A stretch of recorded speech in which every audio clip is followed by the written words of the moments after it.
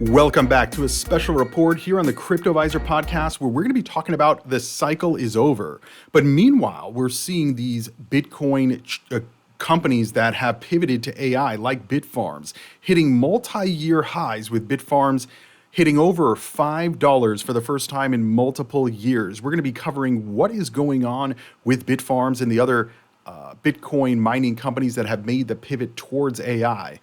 But we're also going to be talking about where the crypto cycle is, because as I've been explaining here on this channel for months now, essentially we are now at the 18 months after the Bitcoin halving, which historically is the top of the market.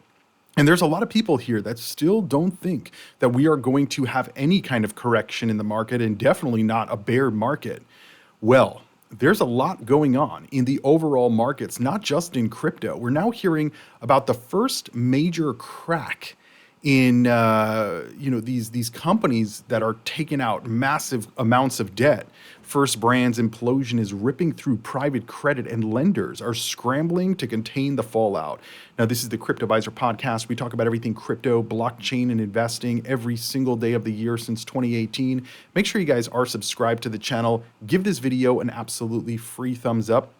And in today's video, we're going to be talking about the digital asset treasury companies like MicroStrategy. We're going to talk about Bitfarms. We're going to talk about the other Bitcoin mining companies. But first, we're really going to take a little bit of a deeper dive into the macro economy. What is going on in the macro economy? Remember, when I'm recording this in October, we still have the government shutdown. We are at the historical top point in the market in terms of days since the halving. And there's still a lot of participants in this investing ecosystem, in the retail crowd, that don't think that we're anywhere near the euphoria phase. Some people still think that we're down here on the charts, even though it's pretty obvious. You can see massive, when you zoom out on the charts. I mean, most of these cryptos have been moving significantly higher, and stocks, by the way, since 2023. Well, what is going on here? Jefferies and UBS O'Connor are among the institutions with exposure to the bankrupted First Brands U.S. car parts manufacturer. First Brands' collapse has put the broader private credit market under the spotlight. And again, private credit. Where else do we hear about private credit a lot? Well, MicroStrategy. Because effectively what they've created with Strife, and Strike, or whatever all their debt facilities are, they call them preferred shares or preferred debt converts or whatever they want to call them in financial gibberish. But at the end of the day, it's private debt. They're selling these shares to you in order to take the money and then go and buy Bitcoin. Well, this works in an uptrending market. But as you guys can see, in the last 1 year, the price of MicroStrategy has been sideways trading. And I've been warning about this for months now, right? Because we are looking at the macro on this channel, which means the zoomed out picture. We're not looking at day to day or week by week, because literally I'll post a video and then the stock will go up $2 and people will say, see, Cryptoviser, you were wrong. The stock went up. And I'm like, you're missing the freaking point. I mean, literally, there's going to be, and I've said this over and over, by this point next year, there's going to be people who are millionaires now that have zero in their bank account, or potentially negative, because they're going to owe from trading the market. This happens every single cycle. And so we have to understand what is really going on. And look at how fragile the market actually is. On Friday, in the middle of October, the S&P 500 fell 70 plus points in seconds after the president published this paragraph below about China. He said, some very strange things are happening in China. They've become very hostile and sending letters to countries throughout the world that they want to impose export controls on each and every element of production having to do with rare earths and virtually anything else that they can think of, even if it's not manufactured in China. And so he goes on about, China and the fact that maybe the U.S. needs to increase tariffs on Chinese products, and also says that there's no reason to meet with President Xi anymore.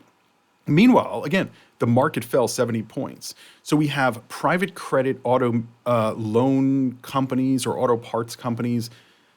By the way, from my understanding, they're like missing billions and billions of dollars that they can't even account for. This should give FTX vibes, right? And what happened after FTX? One, and then another, and then another, and then another, right? And so we have to be very aware of how this is all going on. We also just recently heard from Treasury Secretary Scott Bessent saying the U.S. has concluded 4 days of intense meetings with the Minister of Argentina and his team in Washington, D.C. He goes on to talk about the strong economic fundamentals, including structural changes, yada, yada, yada. But then you can see towards the bottom of this post, basically they talk about the fact that the U.S. purchased, it says, additionally, we finalized $20 billion in a currency swap framework with Argentina's central bank. Effectively, the U.S. directly purchased Argentine pesos to help essentially boost their currency higher. Hodel Magoo, who's well-known kind of counter viewpoint on a lot of the bullishness, he said everyone is retweeting this with some kind of misguided anecdote about how this is about Bitcoin. And again, no matter what we are seeing going on, right? MicroStrategy selling shares in the open market, well, that's bullish. They're not selling shares in the open market, that's also bullish. They're paying the dividend, that's bullish. They're selling shares to pay the dividend, that's bullish. Everything is bullish, right? And everything is about Bitcoin or MicroStrategy to the Bitcoin and MicroStrategy bulls. But when you zoom out, it's not really about that. He said, here's my simplistic take. For all the bolstering about a Bitcoin strategic reserve from this administration, they bought the effing peso before they bought Bitcoin. And that's true, right? This is effectively, what I call the rug pull of the cycle, right? And everybody's anticipating all these things. Oh, well, Cryptoviser, they're about to pass the market structure bill. Well, that's getting put on ice right now because Democrats are proposing a restricted list for DeFi protocols, sparking outcry. And effectively, despite previously supporting the crypto market structure bill, several Democrats have reportedly introduced a counter proposal that could see DeFi protocols placed on a restricted list if deemed too risky. This move, among others they propose, could, quote, kill DeFi or move it offshore from the US, according to critics. And so everybody's hoping, right? Oh, it's about to happen. Oh, Michael Saylor, he's going to buy a bigger chunk, right? I remind you, when MicroStrategy didn't buy in the last, I think it was the first week in October, they didn't purchase anything. The Bitcoin price hit all-time record highs. So when they're buying, the price goes down, and when they're not buying, the price goes up. But they don't see any benefit to slowing down on selling shares in the open market and not buy Bitcoin for just a few weeks, right? They don't see any benefit in doing that. And how do I know this? Well, they keep selling shares in the open market. I mean, just look at the 5-day chart, down 14%. If we pull up the 6-month chart on MicroStrategy, we're up 13%. But if you compare that to Bitcoin, Bitcoin is up significantly more. And, again, all-time record highs. And on the year to date, the MicroStrategy is only up 7%. And this is because they keep selling shares in the open market. And so where are we in the cycle? Well, this user, Master Bitcoin, posted this chart, and it shows, we're on our way down, right? Because we are at the 18 months after the Bitcoin halving. We are in the complacency phase, if not already getting out of the complacency phase and getting into anxiety. I mean, the Bitcoin price, when I'm recording this video in the middle of October, you can see it's only come down $7,000 from the all-time record high. But if you look at the MicroStrategy price, I mean, let's actually do the comparison so you can actually see this on the chart itself. You can clearly see that Bitcoin on the 1 month is up 7% about, and MicroStrategy is down on the 6 month. Bitcoin is up 45%. MicroStrategy is down, up only 14%. And why is this going on? Well, it's going on because they keep selling shares in the open market, and it's going to continue. And the disconnect and the inability to sell more shares without impacting the price is becoming harder and harder and harder. We're seeing that on the charts, but every single dip that we have, the MicroStrategy bulls say, oh no, buy the dip, buy the dip, buy the dip. They're going to keep buying this dip, and it's going to keep dipping because, again, once you exit the complacency phase, the only way is straight down.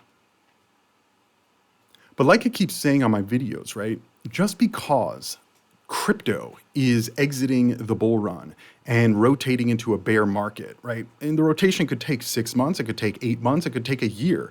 but we're rotating. It's already being seen in the charts.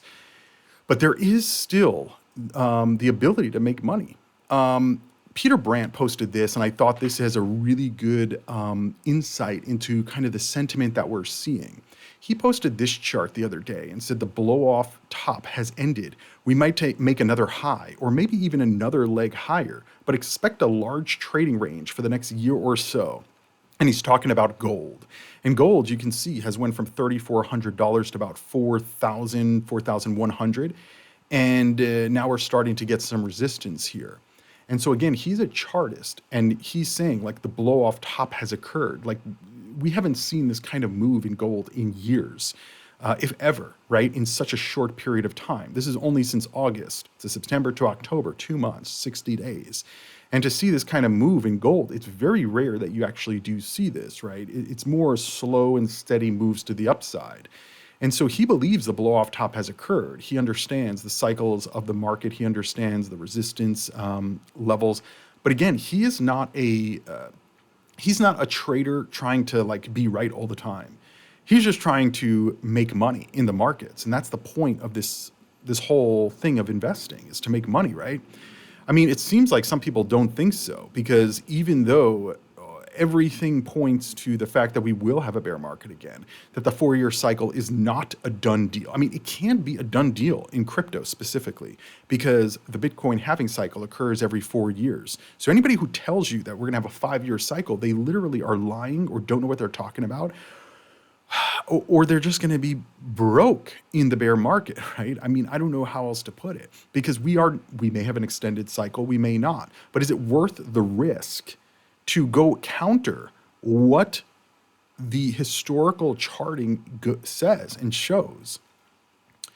In my view, the answer to that is clearly no. I would imagine many of you think the same way as well. But let's listen to what Peter Brandt says here. And then I'm going to show you even more charts. And by the way, we're going to get into the Bitfarms thing in just a minute, because this is probably the most bullish thing that we've seen for Bitfarms in quite a while, and potentially is going to put Bitfarms in a new trading category compared to its peers of other Bitcoin mining companies that have pivoted to AI. Peter Brandt said, "It's tough for me to think about continuing to post charts on X. My trading operations run just opposite how most ex-wackos think. I'm not dogmatic about trades. I'm a swing trader who can change my mind in a day. The markets do not take me personally, so why would I take trading loss personally? My default expectation is that I will be wrong on the next trade. In fact, I'm wrong 45% of the time," he says. "My average loser lasts a few days, average winner a few weeks to months. Yet people want to nail me with an opinion from many months ago." He said, "I'm a Bayesian. This is a concept to almost 95% of people on X." He said, "I trade setups, not opinions." And again, this is very important to understand about these Bitcoin treasury companies, because I keep hearing all over the place, even from large YouTubers. They're like, "Well, Michael Saylor said that we're never going to have a bear market again. Let's go. It's happening." And it's like, what is happening? Anybody can say anything that they want. Arthur Hayes has been saying that Ethereum is going to hit $10,000. It hasn't. I mean, it may in the future. I think eventually it will, but it hasn't. It has hit all-time record highs, and nobody gave a shit. We hit almost $5,000, all-time record highs, and everyone's like, "Well, that's not good enough." The market doesn't care what you think. It did what it did. And as I've showed you many times before, I mean, even if you look at Litecoin in the last cycle, Litecoin hit its all-time record high, went a little bit higher, and then came down and never went back. This is going to happen for most of these cryptos, especially the ones that Wall Street is getting involved in. He said, "I never get wrecked. My max risk is 0.7% of a capital on my trade." Pay attention to that, because it's very similar to what Warren Buffett says, right? Warren Buffett, he'll only put like 1% into a trade. He's not putting large quantities. Many of you, many of crypto, they're putting 100% in micro. I mean, I think that's the most stupid trade in the world, to put 100% in MicroStrategy or any of these digital asset treasury companies. And why not just buy the Bitcoin directly? It makes no sense. Somebody in the comments the other day said, "Well, Cryptoviser, you can't put Bitcoin in your retirement account. So MicroStrategy is the play on that. I'm like, first of all, you can use a Bitcoin ETF, which is way safer, less fees, and less risk. But number two, yeah, you can put Bitcoin in your retirement account. See Fidelity, see Charles Schwab. I think Morgan Stanley just approved it as well. He said, I only trade 2 to 3 times per week. I only post the really special charts for members of my private service. Every once in a while, I throw out a proverb, I guess. I never short crypto except in CME futures. I enter trades. My trades may or may not be my opinion. My goal is to never let it all roll. I like making money a few percentage points at a time, then holding on to the gains like a banshee. In other words, he says, my world of market speculation is not one shared by 95% of the world that trolls him. He said, I actually like to engage on X, but X has become rude and toxic. And in my opinion and my experience, this indicates top of the market, right? When people are like, well, you're an idiot. How could you say that about MicroStrategy? Michael Saylor is a genius. I'm like, well, I didn't say that he's not a genius. I'm just saying that the fact that he's selling shares on the open market, and you can't even conceptualize that and understand how that's bearish for the stock, bearish for your own holdings. You shouldn't be trading. You shouldn't be in the market, right? I mean, I don't take any of these people's opinions into my thesis at all, because they literally are telling you they don't know what the fuck they're doing. But it gets old and annoying. It really does, because we on this channel are here to make money. We're here to make money, and that's what we're doing. That's what we have done, right? We've done it with TerraWolf. Boom, shot up significantly. And by the way, going back to Peter Brand's tweet here, you can have 100 trades if you put 1% in each trade. And you only need a few of them to do extremely well. And the rest of them can be complete losses. I do this, I've done this in the past on this channel. We're going to get to this Bitfarms thing in a minute, but we've done this before on the channel, where if you take $10,000, let's say, okay, and you put it into 10 investments, $1,000 each, that you really believe are going to move higher, right? The risk reward profile, not MicroStrategy, right? Maybe you're doing a short on MicroStrategy or buying puts on MicroStrategy.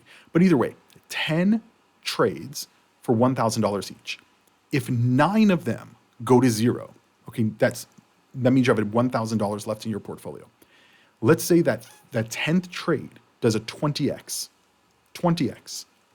That means you have $20,000. You doubled your initial investment with 900% losses. You only need one trade to turn everything around. Because doubling your portfolio, doubling the investment that you're putting in, this is very rare that people do this. People don't do this in the stock market. It takes about 7 years to double on a 7% per year gain. And so if 2 of these 20x, right, that means you're going to, $2,000, and then you multiply that by 20x. Now you're up 4x on your entire portfolio, even though you had 8 trades in a complete loss. And by the way, it's very hard to go to a complete loss unless you're in these shitty trades. I'll show you one of those in a few minutes. But one of the things that I've learned about really successful traders is this. Many really successful traders, they only trade like very high conviction plays. And sometimes some of these traders, they'll only make one trade every 5 years, one trade per year. Sometimes they go fully all in because they're watching the market, they're watching the cycles, they're watching the flows. Now, I would not recommend that, right? But I would recommend, very high conviction trades, and understand that 1 or 2 can outpace everything else. There's a lot of people that they just overtrade the market, and that is where you mess up. Now, one of the big trades that we've been talking about for literally years on this channel now. And by the way, to all the bit farmers out there, welcome to the channel. I know that there's a lot of new viewers who are in bit farms or in some of these Bitcoin mining pivot to AI companies like Bitfarms. We've been talking about Bitfarms for years on this channel. Really, we started talking about Bitfarms when Riot Platforms tried to buy Bitfarms for $2.30 and Bitfarms said no. That to me was like, something else is going on here, that Bitfarms knows they have something really, really special. And they do. And they have done it. And they, they changed their CEO to Ben, I think a year or 2 years ago. And now Ben said, "Good morning, farmers. Bitfarms has converted our Macquarie debt facility to a $300 million project facility at Panther Creek and will be drawing an additional $50 million to accelerate a long lead time equipment purchases and advancing HPC and AI development in our flagship campus, Panther Creek. Let's cook." And so what exactly is he talking about here? And again, I want you guys to pay attention. I'm not telling you to invest now because we are at multi-year highs, but there's a lot of special things happening with these companies that have pivoted to AI because they're the infrastructure for the AI companies. They don't even have to develop anything for AI. They don't have to do the hard work there. They just have to run the facilities, have the power, have the bandwidth, and have the facilities to house all of the equipment for the AI compute, which is in extremely high demand right now. They can't keep up. Just from the power standpoint, they can't keep up, the energy standpoint. And so the companies who have the energy and have the pipeline for more energy, they're all doing well. Iris Energy, Cipher Mining, TeraWolf, Bitfarms, Riot Platforms, Core Scientific, all of them that have pivoted to AI. And by the way, not all of the Bitcoin mining companies pivoted to AI. If you look at Bitdeer I do think does have some AI, but they haven't fully pivoted. And if you look at the 6-month chart, it hasn't done as well as these other companies like Bitfarms and Cipher and Iris Energy and all of the other ones. And so let's understand a little bit more about what Bitfarms is talking about here. And by the way, if you're up to this point in the video, don't forget to give the video a free thumbs up. Also, hit that subscribe button. We upload every single day. And if you like this kind of content and information about the markets and market moves and market opinions, that's all I give on this channel, my opinions on the market. I don't tell you what to do in your portfolio. You can become a channel member by clicking the join or subscribe plus button down below. It helps support the channel and lets me know you guys enjoy this content. So this is from October of 2025. Bitfarms converts the Macquarie debt facility to $300 million project financing and draws an additional $50 million to accelerate high-performance compute and AI development at their Panther Creek campus. So this is the actual press release from Bitfarms directly. Bitfarms, okay, I'm not going to keep repeating the same thing. You guys kind of get that. CEO Ben stated, "I'm excited to announce the conversion of our debt facility to the project level, the acceleration of equipment orders, and development of our Panther Creek campus. We intend to use this drawdown of an additional $50 million to fund civil works and substation construction at Panther Creek, which are on track to begin in Q4 of 2025. Where are we in when I'm recording this video? Q4 of 2025. So they have a new facility that's about to go online and complete development. I mean, what do you think the AI companies are going to do? Because Google bought a 15% stake in TeraWolf. I think Google and another company, I can't think of it off of the top of my head, bought into Cipher Mining. There's a lot of speculation that Iris Energy is about to make a big play here as well. Like, there's no doubt that they're all going to have agreements with the AI companies. And the reason they're going to have it is because they have what the AI companies need, not want, need. And if the companies want to further expand, they can do it on their own, obviously, but it's going to take years, literally, at least 2 years to get things up to speed. Hence, Ben is the CEO of Bitfarms, and Ben has been working on this for the last 2 years or so, maybe a little bit less than 2 years, but around 2 years since he's been CEO. And people are not paying attention to it. It's like, I'm going to show you on the chart and from a market cap perspective why this means a lot right now, even though Bitfarms has already done so well in the market. And some people would say, you got to take profits off the table. I wouldn't disagree with that statement, But we're going to get into the price stuff in just a minute because I think it's really important that we understand everything. He says converting the facility to project level enables us to draw down the full facility, basically the full debt facility, acquire as much capital as they can, accelerating our construction timelines, providing increased flexibility, and positioning us to capitalize on the substantial demand for HPC and AI infrastructure in Pennsylvania. By the way, I don't know if Ben does watch my videos, but everything that we've been saying, they are doing. Like they're literally doing it. And a lot of the other Bitcoin mining companies that pivoted to AI are doing the same thing, but people are not even awake to what Bitfarms is yet. Like the last week or so, the middle of October 2025, Bitfarms has been on the top traded stocks in terms of volume, and people are still like, well, Cryptoviser, I think we should be talking about Iris Energy. It's like, I think everybody already knows about Iris Energy. Nobody knows about Bitfarms yet. And they don't have an agreement yet. All these other companies, they already have agreements. Or there's a lot of speculation about agreements, right? There is no doubt in my mind Bitfarms is going to have some major agreements. They're coming to the US. They're going to re-domicile in the US by the middle of 2026, their CEO said.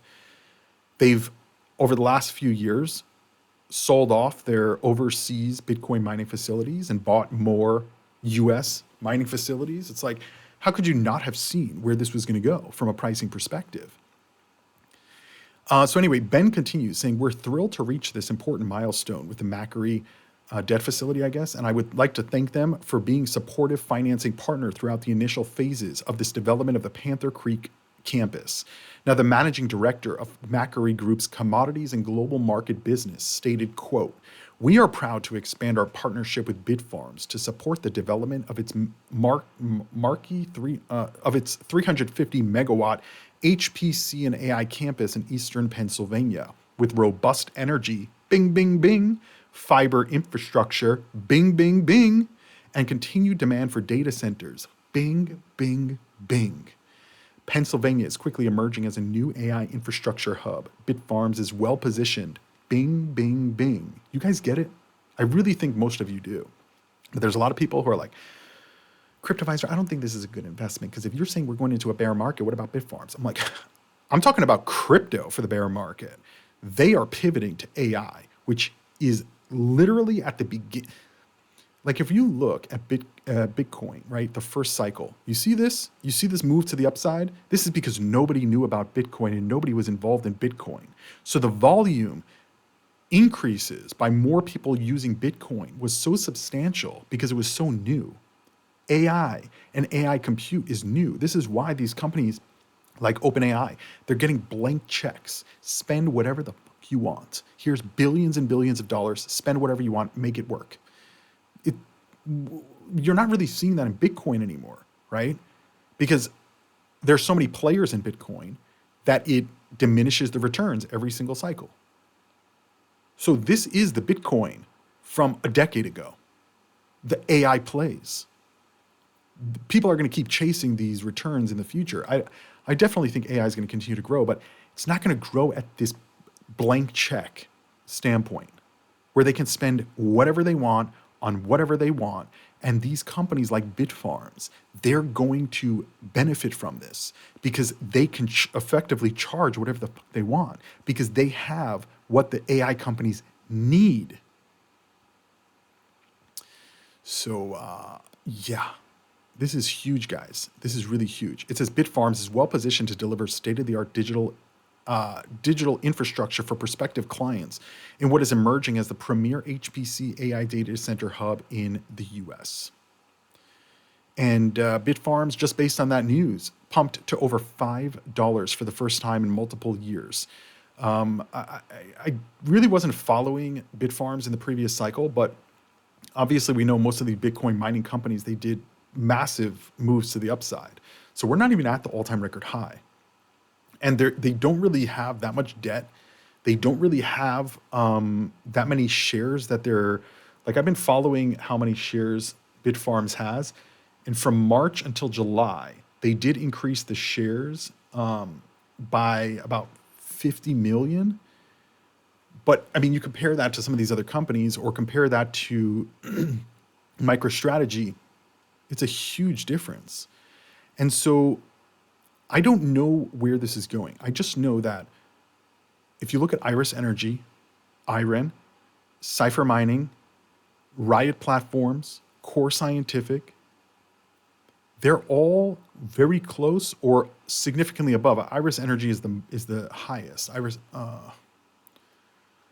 Iris Energy, I think, is 15 billion when I'm recording this video. Yeah, 17 billion. And so if you think about NVIDIA is $4 trillion, more than the entire market cap of all of crypto combined. And these are the infrastructure plays. In my view, and this is just my opinion, guys, all of them should be over $10 billion in valuation, especially if they have partnerships and especially if they have the conversion from Bitcoin mining to AI already underway or completed.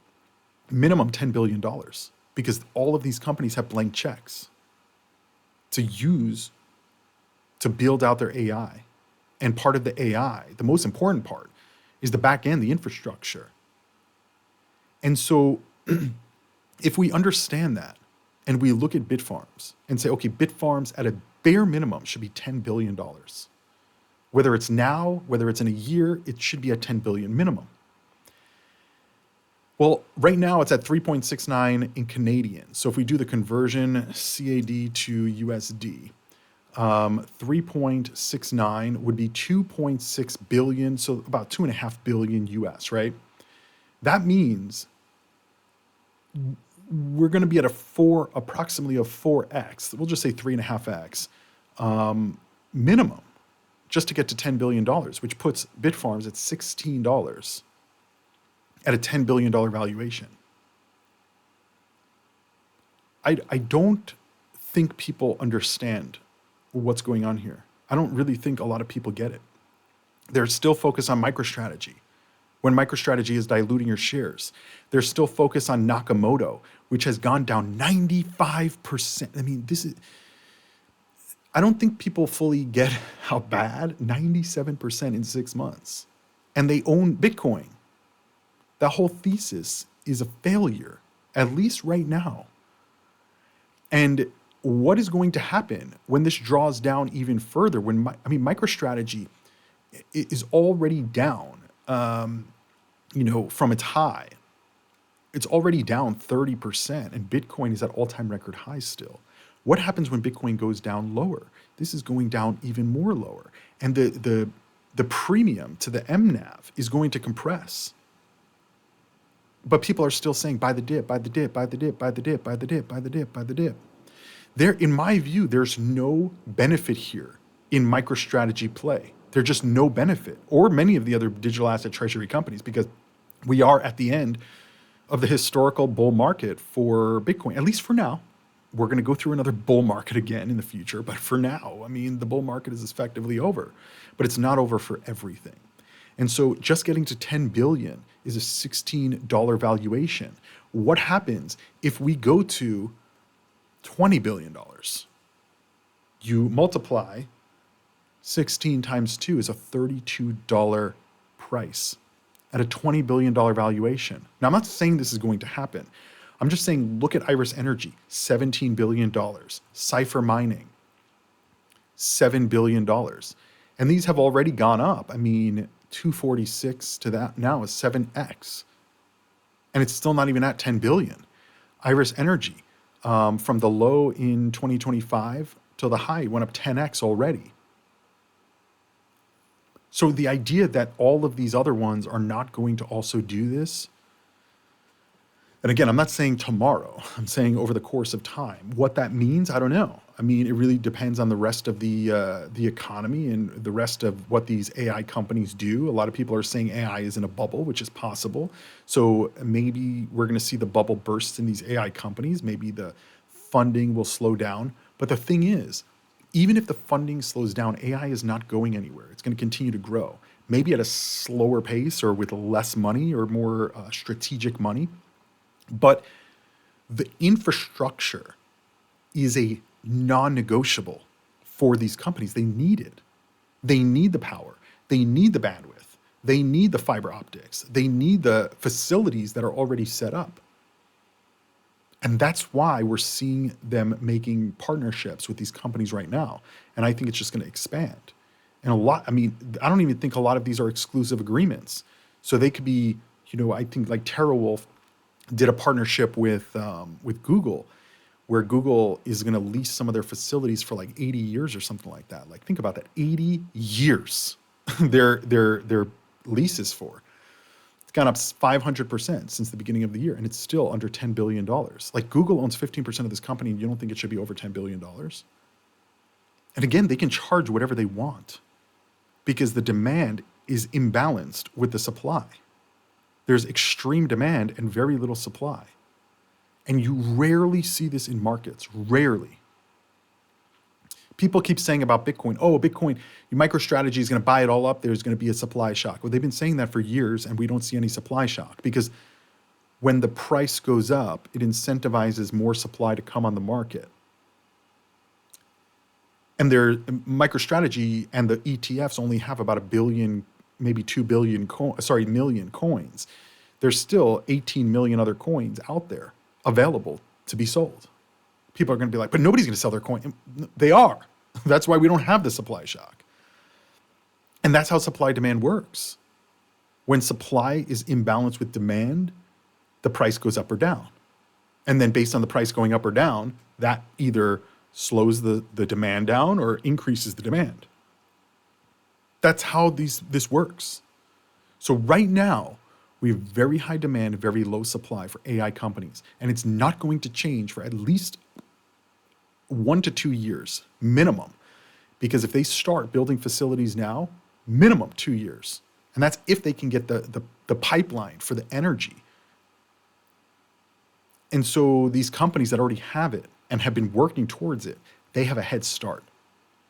And that's why I'm so bullish for these AI pivot companies like Bitfarms. I mean, Bitfarms is the most undervalued. I'm telling you guys, they're throwing this money in because they understand. Accelerate, accelerate, accelerate. And personally, a lot of people have been giving Ben a lot of shit over the last couple of years because the price has been lagging. But for me, when they said no to Riot Platforms, and Riot Platforms bought, I think, 20% of the stock at about $2.30, and then they started selling at 68 cents earlier in the year, or $1. And then Ben came out and said, we're going to start doing stock buybacks to offset their selling.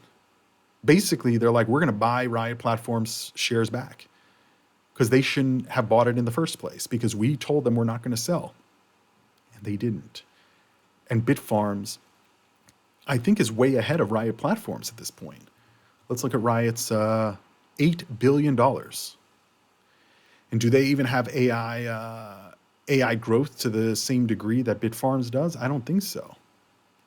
But for me, them kind of standing on that ground like, no, we're not selling to Riot Platforms, and getting sued and going through all of that, and them even owning 20% of the company. Here we are today. And I think Ben has done an amazing job here.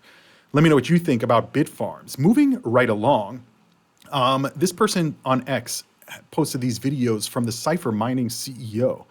And we've talked about Cypher Mining a little bit in today's video. He said the CEO of Cypher is literally telling you, hold strong and be patient. They have 356 megawatts ready to flip into AI compute. They're in talks with billion-dollar hyperscalers. Negotiations are already underway, which they're definitely underway with all of these AI hyperscalers, for sure. Because again, they need what these Bitcoin mining companies that pivoted to AI have. Let's listen to what the CEO of Cypher Mining said in this interview here. Last question for you. Tell me a little bit about the other sites you guys are developing in terms of megawatts under capacity and where those are in the power pipeline or development stage. Sure. So, we still have 56 megawatts available at the Barbara Lake site where we're doing the deal with FluidStack and Google that are available now. We also have 150 megawatts we're showing at Black Pearl. And I'll just say, for those that don't know, that's a 300 megawatt data center. We've built the first 150 for Bitcoin mining. It's wonderful, throws off a lot of Bitcoin every day, but it's fair to say that If you are capable of signing a lease on 150 megawatts, you're generally capable of signing a lease on 300 megawatts and like to ask the question. So we're having lots of interesting discussions around that. Then we have another 100 megawatt site energizing next year at Stingray, and a whole pipeline of gigawatts behind that. So it's exciting days. Basically, sounds pretty confident. Last question for Let's listen to this other question. Last question for you. Tell me a little bit about the other sites you guys are developing in terms of megawatts under capacity and where those are in the power pipeline or development stage. Sure. So, I mean, we still have 56 megawatts available at the Barbara Lake site where we're doing the deal with FluidStack and Google that are available now. We also have 150 megawatts we're showing at Black Pearl. And I'll just say, for those that don't know, that's a 300 megawatt. Oh, this is the same video. Okay, I don't know why they would post the same video twice, but it is what it is. Anyway, you guys kind of get the point here, right? All of these companies, they know what they have, right? I mean, Ben, he seems very confident. Cipher Mining CEO seems very confident. And us as investors, we have to be very confident when we know what we have, right? TeraWulf, we rode this up from $2 to $14. This is a 7x. And many people have no idea yet. Most of Wall Street has no idea. Bitfarms, same situation. All of these Bitcoin mining companies that pivoted to AI, they dumped Bitcoin and they're moving to AI. So who's going to be left holding the bag? You, MicroStrategy. And now the focus is on these other companies. And look at Cipher Mining, only $7 billion market cap. So even if Bitfarms just gets here, it's doubling or almost tripling in its valuation. And so, meanwhile, we're still seeing a lot from Ethereum, right? Grayscale has only deposited 51,000 Ethereum, and they're looking to, and by the way, this is for staking because recently they said they were going to be staking their coins. And now we're starting to see more Ethereum entering staking, while the exit is still showing 40 days to get your coins out of the validator. And the thing is, most of these coins are going to be sold. Now, people are going to say, but Cryptoviser, there's a lot going in and a lot going out. So it's balancing. But Grayscale already owned their Ethereum. They're not buying more, right? So all of this that's going out, they want to sell. But we really haven't seen that much more selling.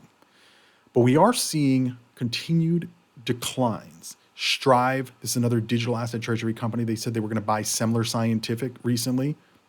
I mean, since they made the announcement, look at this. We're already down 80%.